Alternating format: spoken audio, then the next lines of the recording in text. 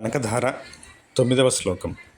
ఇష్టావిశిష్టమతయోపి యయా దయార్థ దృష్టా త్రివిష్టపపదం సులభం లభంతే దృష్టిప్రహృష్టకమలోదరదీప్తిరిష్టాం పుష్టిం కృషీష్ట మమ పుష్కర విష్టరాయ.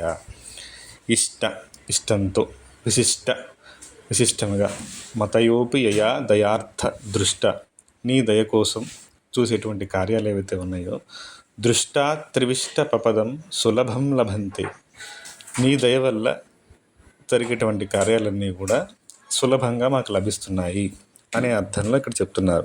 ఇష్ట అనేటువంటి ఏంటంటే వైదిక క్రమంలో కొన్ని యాగాలకు సంబంధించిన యజ్ఞయాగాలు, మంచి కార్యాలు, అంటే శుభకార్యాలు, అంటే మనం చేసేటువంటి సత్కర్మలు. ఇష్ట విశిష్ట మతయోపి యయా దయార్థ, ఏం చేసినా సరే నీ యొక్క దయ కోసమే మేము చేస్తున్నాము. లోపల మహాచైతన్యమై నడిపిస్తున్నటువంటి ఈ అద్భుతమైన ఈ చైతన్యము మమ్మల్ని ఆవహించి మమ్మల్ని నడిపించేలా ఆ కార్యక్రమాలు మేము చేయాలనేటువంటి ఒక సంకల్పం ఇక్కడ చెప్తా ఉన్నారు. ఇందులో ఈ మొత్తం ఈ 9వ శ్లోకంలో స్టా అనేటువంటి పదం 9 సార్లు వచ్చింది. ఇష్ట విశిష్ట మతయోపి యయా దయార్థ దృష్టా త్రివిష్ట ప్రపదం సులభం లభంతే దృష్టి ప్రహృష్ట కమలోదర దీప్తిరిష్టాం పుష్టిం కృషీష్టమ పుష్కర విష్టరాయ. ఇంకొకటి ఇక్కడ ఏం చెప్తారంటే పుష్కర విష్టరాయ. పుష్కరము అంటే ఏంటంటే ఒక పెద్ద కొలంలో విష్టరాయ, ఆ కొలంలో నువ్వు ఉన్నావు. ఇక్కడ కొన్ని సింబాలిక్గా కొన్ని వర్డ్స్ వాడటం జరిగింది. అందులో కమలోదర దీప్తిరిష్టం, కమల ఉదర దీప్తిరిష్టం. కమలము అంటే కమలంలోకి ఉదరం లోపల భాగం మెత్తగా ఉంటుంది, తర్వాత అది పసుపు వర్ణంలో ఉంటుంది. అంటే నువ్వు ఎలా మెరుస్తున్నావు అంటే కమలోదర దీప్తి రిష్టాం, అంటే పసుపు పచ్చటి వెలుగుతో వెలిగిపోతున్నావు, అంటే జ్ఞానంతో వెలిగిపోతున్నావు అని అర్థం. తర్వాత పుష్టి అంటే అబండెన్స్, అనంతమైనటువంటి సంపద. పుష్టి అనేటువంటి ఈ పదం శ్రీ సూక్తంలో కూడా మనకు ఉంది. అంటే అమ్మవారి యొక్క ఇదేంటంటే మొత్తం సంపదలు, ఈ అబండెన్స్, జ్ఞానము, ఇవన్నీ ఆ లక్ష్మీ స్వరూపాలు, మంగళ స్వరూపాలు. పుష్టిం విశిష్టమ పుష్కర విష్టరాయ, అవి అనంతంగా ఉంటాయి, అనంతంగా వస్తూనే ఉంటాయి. అంటే ఏవైతే ఆ జీవుడు పూర్వజన్మానుసారం కర్మానుసారం ఏవైతే అనుభవపూర్వకంగా ఏవైతే అనుభవించాలో ఈ జన్మలో, అవి ఇస్తూనే ఉంటాడు. అవి ఆ ప్రకారంగా జీవుడు అనుభవిస్తూ దాంట్లోనే దుఃఖంతోనూ సుఖంతోనూ, కొంతకాలం దుఃఖంతో కొంతకాలం సుఖంతో వాడికి సంబంధించినటువంటి ఆ క్రమంలో అలా అజ్ఞానంలో బతుకుతూ ఉంటాడు.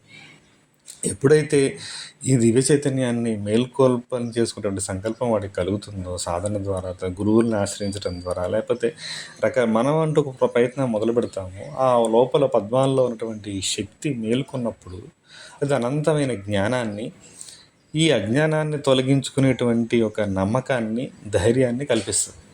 అవి నిజమైన సంపదలు, అది పుష్టి.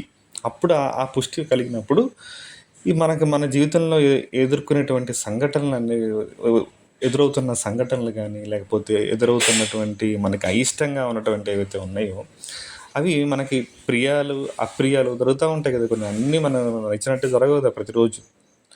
వీటిని మనం తీసుకునే క్రమం, ఆలోచించే విధానం మారిపోద్ది. ఉదాహరణకి మనం పక్క వాళ్ళతో గొడవ పెట్టుకుంటాం, లేకపోతే ఇంకేదన్నా వేరే వాళ్ళు అన్నారని నేను వచ్చుకుంటాం, లేకపోతే మనకి డబ్బులు లేవని బాధపడుతూ ఉంటాం, లేకపోతే మనం అనుకున్న అవ్వట్లేదు అనేటువంటి ఇదిగా ఉంటాం.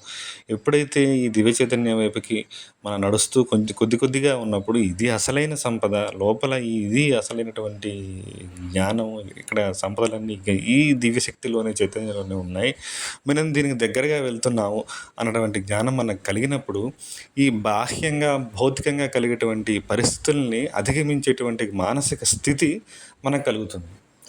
అక్కడిది చెప్పడం జరిగింది. ఇష్టావిశిష్ట మతయోపి యయా దయార్థ దృష్టా త్రివిష్ట ప్రపదం సులభం లభంతే. అది చాలా సులభంగా వచ్చేస్తుంది ఎప్పుడైతే మనం ఈ ఇష్టావిశిష్ట, అంటే యజ్ఞయాగాదుల్లో చెప్పబడినటువంటి ఇష్ట అనేటువంటి ఒక యజ్ఞం, దాని పేరు యాక్చువల్గా. అది మనం ఇష్టపూర్వకంగా, లేదా అంటే ఇప్పుడు యజ్ఞాలు మనం చేసినా చేయకపోయినా మనం చేసేటువంటి శుభకార్యాలు, మనం చేసేటువంటి సత్కర్మలు మన ద్వారా మన లోపల ఉన్న చైతన్యం వైపు దగ్గరగా వెళ్తే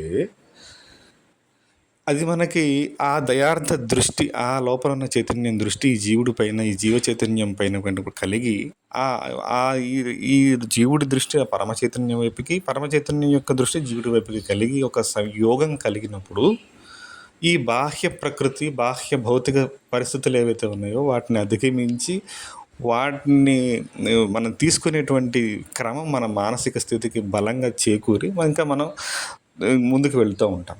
దృష్టి ప్రహుష్ట కమలోదర దీప్తిరిష్టం, అది జ్ఞాన స్వరూపంగా ఉంటుంది. ఎప్పుడైతే మనలో జ్ఞానం పెరుగుతూ ఉంటుందో అప్పుడు మన భౌతిక పరిస్థితిని మనం అధిగమిస్తాము. మానసికంగా మనం మనం ధైర్యంగా తయారవుతాము. కఠినమైనటువంటి మానసిక స్థితి మనకు కలుగుతుంది. అంటే కఠినమైనటువంటి పరిస్థితులు ఏవైతే ఉన్నాయో వాటిని అధిగమించేటువంటి ఒక బలీయమైన మానసిక స్థితికి మనకు కలుగుతుంది. పుష్టిం కృషి, అది మనం బలపరుస్తుంది. పుష్టిం కృషి ఇష్టమ పుష్కర విష్టరాయ.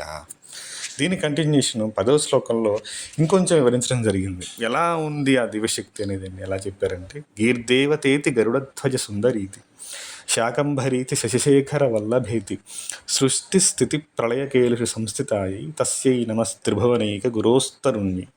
ఈ దివ్యశక్తి చైతన్యం మనలో మేల్కొనుంది. ఎలా పనిచేస్తుంది? గీర్దేవతేతి సరస్వతీదేవిలాగా ఉంది, గరుడధ్వజ సుందరీతి మహాలక్ష్మిలాగా ఉంది, శాకంభరీతి శశిశేఖర వల్లభేతి శాకంభరీదేవిలాగా ఉంది, శశిశేఖర వల్లభేతి అంటే పార్వతీదేవిలా ఉంది. సృష్టి స్థితి ప్రళయకేలుషు సంస్థితాయి, సృష్టికి స్థితికి ప్రళయానికి కారణభూతమైన మహాచైతన్యంగా ఉంది. తస్యై నమస్త్రిభువనైక, ఆ శక్తికి ఏదైతే ఉందో నమోస్త్రిభువనైక గురోస్తరుణ్ణి, 3 లోకాలకి గురువు అయినటువంటి ఆ దివ్య చైతన్యం యొక్క తరుణివి. అంటే ఇక్కడ గురుతత్వాన్ని చాలా చక్కగా చెప్పారనమాట. మనలో ఏదైతే మన జీవితంలో ఏదైతే సృష్టి స్థితి లయలు ఏవైతే జరుగుతూ ఉంటాయో మన శరీరపరంగా మనమే ఆలోచన చేద్దాం. సృష్టి స్థితి లయ ఇవి 3 ఎప్పుడు మన బాడీలో జరుగుతూనే ఉంటాయి. వీటిని అది మొత్తం విశ్వంలో కూడా ఇవే జరుగుతుంటాయి. వీటి మూడింటిని 3 శక్తులు చూస్తూ ఉంటాయి. అదే మనం బ్రహ్మ విష్ణు మహేశ్వరులుగా చెప్పారు. సృష్టి స్థితి లయ. ఈ చైతన్యం ఎలా ఉందంటే నమోస్త్రిభువనైక గురోస్తరుణ్యే, ఈ మూడిటికి ఆధారపూరితమైనటువంటి పరమాత్మ యొక్క తరుణి. స్తరుణ్యై, తరుణి అంటే పరమాత్మ యొక్క శక్తి, పరమాత్మ యొక్క చైతన్యం. మన శ్రీ సూక్తంలో, పురుష సూక్తంలో, తర్వాత ఇంతకుముందు చెప్పుకున్నటువంటి ఈ మన కనకధారలో మొదటి శ్లోకాల్లో ఏదైతే అంగం హరి అని మనం చెప్పుకున్నాం చూసారా, అక్కడ ఈ పరమాత్మ యొక్క శక్తి ఈ పరమాత్మ సంకల్పం అనుసారం ఈ సృష్టి కొనసాగటానికి వర్క్ చేస్తూ ఉంది, పని చేస్తూ ఉంది అని మొత్తాన్ని మన లోపలే గురువు ఉన్నాడు అని ఇక్కడ మూలంగా స్థూలంగా చెప్పదలుచుకుంది ఏంటంటే, మనలోనే గురువు ఉన్నాడు. గురువు ఎక్కడో బయట లేడు, మన లోపలే గురువు ఉన్నాడు. ఆ గురువు యొక్క శక్తి మనలో పనిచేస్తూ ఉంది. గురువు యొక్క శక్తి మనలో పనిచేస్తున్న చైతన్యము. అది 3 రకాల కార్యక్రమాలు చేస్తుంది. సృష్టి అదే చేస్తుంది, పరిపాలన అదే చేస్తుంది, లయము అదే చేస్తుంది. సృష్టి స్థితి ప్రళయకేలుషు సంస్థితాయి, అది అలా చేస్తూ మన శరీరంలోనే ఉంది. సమస్త విశ్వ బ్రహ్మాండాల్లో కూడా అదే శక్తి ఉంది. సో ఆ గురువుని, మన లోపల ఉన్న గురువుని పట్టుకోవాలి. ఆ చైతన్యాన్ని మనం పట్టుకుంటే ఆ గురువు దగ్గరికి మనం వెళ్తాం. అది మెల్లిగా మన సాధన పెరిగే కొద్దీ ఆ చైతన్యానికి దగ్గరై ఆ మూల చైతన్యంలోనే మనం తర్వాత మనం కలిసిపోతాం. ఇక్కడ అది గురువు యొక్క తత్వాన్ని, ఆ గురువు యొక్క ఇంపార్టెన్స్ని ఇక్కడ చెప్పడం జరిగింది. గీర్దేవతేతి గరుడధ్వజ సుందరీతి, సరస్వతీదేవి నువ్వే, లక్ష్మీదేవి నువ్వే, శాకంభరీతి శశిశేఖర వల్లభేతి, పార్వతీదేవి నువ్వే, శాకంభరీదేవి నువ్వే. శాకంభరీదేవి అంటే అన్నప్రసాదాలు, కూరగాయలు, మనం తినేటువంటి శాకాలు, ఇవన్నీ కూడా శాకంభరీదేవి ప్రసాదాలు. అంటే మన జీవన పరిణామ క్రమం. ఇప్పుడు మన బాడీలో లక్షల సెల్స్ ప్రతిరోజు పుడుతూ ఉంటాయి, చచ్చిపోతూ ఉంటాయి, వాటి పని వాటి చేసుకుంటూ ఉంటాయి. మనకు కావాల్సిన ఆహారం ప్రకృతి ద్వారా మనకు లభిస్తుంది, ప్రకృతి శక్తుల ద్వారా మనకు లభిస్తుంది. అది శాకంభరీ శక్తిగా మనకి చెప్పబడింది. అలాగే మనలో ఎన్నో ఆలోచనలు పుడుతూ ఉంటాయి. ఇక మన చక్రాల పరంగా చూసుకుంటే స్వాధిష్టాన చక్రంలో బ్రహ్మ సరస్వతీదేవి ఉంటారు. మణిపూరక చక్రంలో విష్ణు శక్తి పనిచేస్తూ ఉంటుంది. అనాహతంలో పరమేశ్వరుడి శక్తి పనిచేస్తూ ఉంటుంది. ఇవే మన శరీరాన్ని నడుపుతూ ఉంటాయి. ఇవే శక్తులు విశ్వాన్ని నడుపుతూ ఉంటాయి. ఈ రహస్యాన్ని మన శరీరం ద్వారానే మనం గ్రహించినప్పుడు విశ్వం తాలూకు యొక్క ఈ నిర్మాణ క్రమం కూడా మనకు అర్థమవుతుంది. ఇదంతా నడిపేటువంటి వాడు పరమాత్మే. ఆ పరమాత్మ యొక్క తరుణి, ఆ పరమాత్మ యొక్క శక్తి నువ్వు నా శరీరంలో ఉన్నావు అంటే డైరెక్ట్గా పరమాత్మని మనం పట్టుకునే అది కొంచెం కష్టంగా ఉంటుంది ఆ మార్గం. ఇలా కాదు, నువ్వు ఏదైతే పరమాత్మ శక్తి చైతన్య రూపకంలా మనం పనిచేస్తుందో దీన్ని పట్టుకుంటే చివరికి మన పరమాత్మలోనే మనం ఐక్యమైపోతాము. ఇది దగ్గర దారి అన్నట్లుగా ఇది చాలా చెప్పడం జరిగింది. సో ఇది 9, 10 శ్లోకాలు.